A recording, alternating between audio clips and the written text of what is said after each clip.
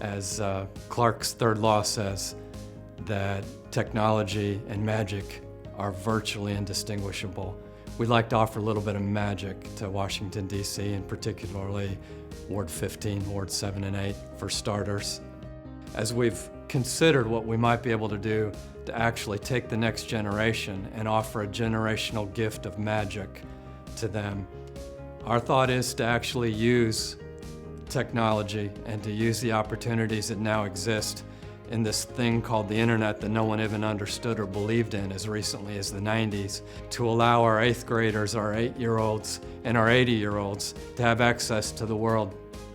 Our hope and our dream, and now we can actually put feet on this, is to use various technologies such as LED streetlights, which saves 50 to 70% of power consumption, as a platform for gigabit Wi-Fi that'll provide free service for the community, house calls, virtual house calls via the Wi-Fi that could never happen before.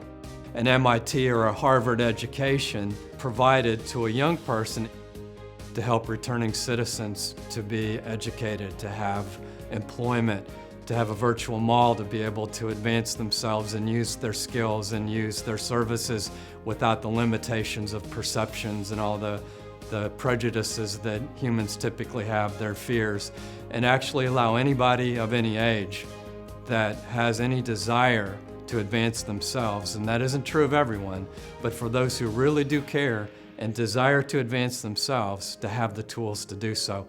So we've partnered with the right people and the right technology to be able to use really high-powered streetlights that are smart for power consumption, they're smart for law enforcement, they're smart for daylight and dusk savings, weather and traffic control. They can flash, they can turn on full-on daylight bright for a community event at midnight. The technology, the magic. Our thought, our heart, our passion and purpose is to leverage economic development and to leverage real estate development to help the community to be everything they can be, rather than the displacement. It's the advancement. Rather than urban removal, it's urban renewal. In a discussion with Washington businessmen, we used a jar of jelly beans, one with layers of colors and the other with 1,000 colors all mixed up, and discussed that that's really what our community should be like.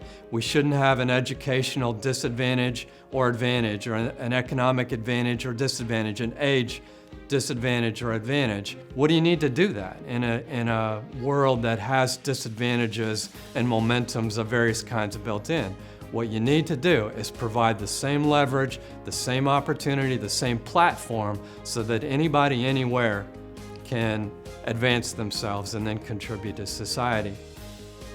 There's no reason there can't be really, really high caliber students and then contributors to society in every community on earth. The mixed jar of jelly beans, the opportunity for everyone to have and be exactly who they desire to be. Martin Luther King said the same thing. He said it should not matter what a person's skin color is, and there should be no limitations to their education or their opportunities to advance themselves. It's what's in their heart.